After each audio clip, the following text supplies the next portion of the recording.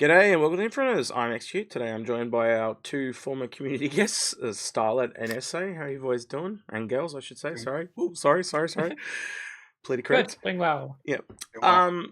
So today we're going to be looking at Anvil. So we're going to kick it straight off to the. Actually, you know what? I just remembered something. Let's do that. Hashtag Jane in the comments below. Eric Lanza, unfortunately, is no longer with us, but his mate's looking to give away his F7 upgrade. F7A upgrade and Super Hornet. So if you want to be in your chance to win that, please leave a hashtag Jaden in the comments. All right, Anvil Day. How have you guys been finding Anvil It's a Day? quiet one. It's a quiet one. That's a Couple of short, really nice ships easy. here. Definitely. Anything that kind of stands out to either of you? For me, it's this is your chance to get a $10 CCU for the Crucible. So from the Starfarer Gemini to the Crucible is only $10. Yep. That ship will go up in price. It's going to be an amazing ship if you're into repair, and even if you're not into repair, you can use that to get further in your CCU chains. I don't know when it's going to go up in price though. That's the thing. But yeah, it is always something I always grab like 5 or 6 of them just to sell to people at cost because people are always looking for it. And I've got a That's restock. because you recommend it. Yeah, I recommend it all the time. So it's always there to give to someone. Yeah, I'm gonna have to pick up more because I always sell out. But I don't have enough of my own credit just sitting there. I've only got like I think I buy like 5 of those and 5 of the Endeavor, and they're always gone by the next sale. Obviously today's War Bond CCU is the Gladiator, which we were all like, ugh, that's a weird choice. But it does give you a discount. Actually, do one of you guys know the discount? It's $15 discount. So Alright. for $5, you can go from the Razor to the Gladiator, Yeah. which is a $20 price difference. So Yeah. it's good value, actually, really good Very value. good. Yeah. Then So also, if you can fit that into your chains, grab it now. well, it definitely fits in with the chain from the Gladius. I still think the Gladius is the last one we've seen so far, but you're kind of playing a bit of gambling this year. But like, if you know you're going from LTI token up to the Polaris, you can just grab every single one. So yeah, it's not a bad thing to do. For me, there's not many other, like, I know a lot of people are going to take the opportunity to pick up things like this, but the one that people really like is the Heartseeker. But again, you can get that in game. I don't think the extra coinage is worth the upgrade. I think they're kind of overpriced. And the Heartseeker is only available at Valentine's Day, I think. That's the one I'm talking about, yeah. I've just realised, do not freak out, the prices are in Australian dollars. I just didn't set it back to the United States. So you can take 10% off. So yeah, in the case of this, it's $600. But I was going to say, yeah, the Carrack is also... This is a really hard one because a lot of people look at it from its original $350 price. But I think I can say, even at $600, that is a great ship. It is just a really good ship. And keep in mind that $600, that's with the Rover and the Pisces, all in the one ship offering. So it's actually a little bit cheaper as a single ship. Say your thoughts on the Carrack? Love it. To me, best ship in game. Such diverse gameplay. Cargo runs are even fun in it. Yeah, if you want it, get it. You won't be disappointed. That said, I think that it is overpriced overall, but I think that's kind of a common trend. It's still got a really high dollar value to Alpha UEC in game.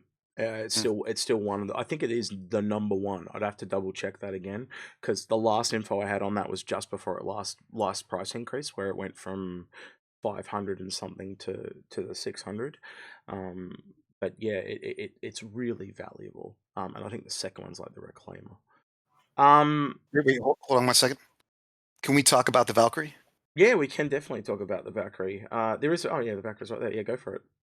So I wouldn't recommend necessarily going out and spend cash on it. I think it's a little overpriced for what it does, but it is right now the best drop ship for overall ground insertion. So if you have a bunch of friends, you want to go hit an outpost, best ship you can do it in.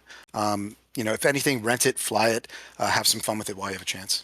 It's definitely got that combo of being able to do troops and vehicles, where the other dropships either do one or the other. So you got your Prowler, your Hoplite that does your troops, and you've got your Hercules that's really more focused on vehicles. This is the one that kind of gets the best of both worlds. So it's the versatile one, as I always say. So yeah, I don't disagree on that. And probably quite good for role playing, right? It's got the side guns with the doors that open on the side, so you could kind of have some fun hanging at the side of a helicopter effectively.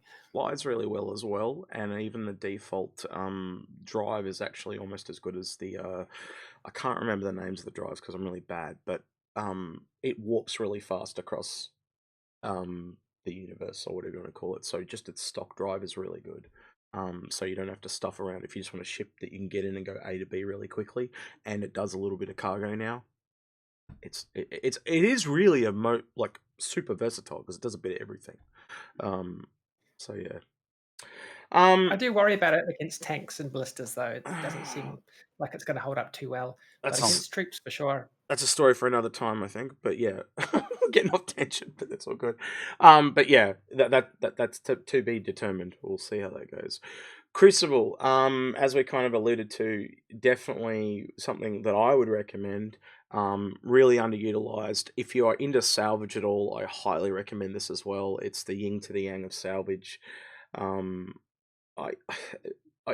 It's also, as Starlette alluded to, one of the older ships that is definitely an increase in value when it finally comes out.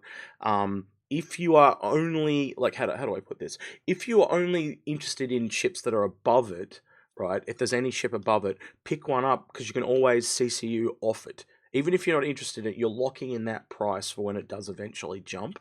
And like looking at other ships that are around that area, so let's have a look at some of them. So you got the Carrack, you've got the Redeemer, the Orion, and all those original kind of ships. They've all, some of them, like obviously the Carrack's almost doubled in value. I can't say where this is going to come out, but it's definitely going to increase. I think that's something that anyone that you will talk to will tell you, yeah, that this is definitely currently at $350. It's going to jump. I can't tell you where it's going to land. But educated guess, I would probably say at minimum $100. Minimum to me. Yeah. It has to increase in size, so yeah, well, it's going to increase in price. Yeah, and I think with the way the metrics have been done, they would have to hold at least a small or a size 2. So I think the Scarab would be akin to the landing pad in a Polaris. So everything that a size 2 that can land on, and a size 2, as far as I'm aware, the largest ship is if I'm wrong, I'm probably wrong. I'm about to say Freelancer, but I think I'm wrong. No, it is. It's Freelancer. Freelancer? Okay, yeah. So Freelancer. So you could fit a Freelancer in that Scarab, which is pretty big. But yeah, there's a lot of convoluted stuff about those landing pad sizes. So if you ever get confused, yeah, don't worry.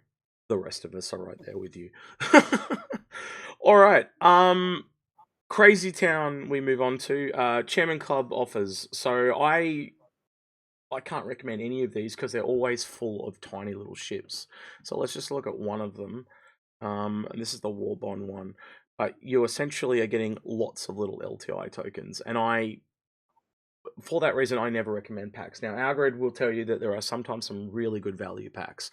And I don't disagree with him. But you kind of have to like most of what's in them, and unfortunately most packs are just full of tiny little ships. So yeah, that's and if you can manage CCU Warbond chains, they give you much better discounts than any of the packs anyway. Exactly. So to give you an example here of why this one's bad, look how many Hornets are there. It's every single Hornet, and most people will tell you there's no reason to have more than one. You know, you just kind of get the Super Hornet and it's the best of the best. But I can see maybe an argument for the Tracker or the Ghost if you're really into it. But again, you don't need both. So yeah, you can build them in game. So there's not really exactly. There's not a reason right now to play with it because those mechanics are not in. Yeah. And once the game's out, you're gonna be able to earn that really quickly. So there's not really a point. This again shows me that CIG don't know their own system, or they do, and they're evil. You know, because like that's not a good buy, not for anyone. I wouldn't recommend it. All right, so I'm going to let Ese go on a bit here about the paints because he's a bit of a paint fanboy, I think, especially of the Timberline line. But I really like this Hawk one. It really sold me. If I had a Hawk, I would pick these up. I really like the look of that ship. Essay, So, tell me about the paints. about all the things to talk about. That's how bad this sale is today. We're talking about paint. Yeah. I buy every paint that I want, but I Yep. don't spend cash on it. I only use credit because I'm not going to start sinking cash to something that I'm going to get for free in game. Yep. That being said, I also don't keep them mainly. So Yep. I'll give you an example. The Hawk pink or blue Invictus paint. This I one? think it Yep. looks good. Yep. If I had a Hawk, I would buy that. Mhm. And but I don't. If I wasn't convinced, I might melt it, put it in my buybacks. At a Mhm. later date, if it's a unique skin that I can't get in game, Yep. there I go. Go to my buybacks, pick it out. Really good Exactly. example. The Scorpius skin that came out this week for Concierge. Picked it up for, I think it was $12 US for Australians. So I picked that up, and then literally 24 hours later I melted it. But I now Same. permanently have the option to go back and buy it whenever I like. And Yeah. that is really key. So if something becomes really rare, Starlette, tell us about that. One of our supporters was talking about the carbon mole.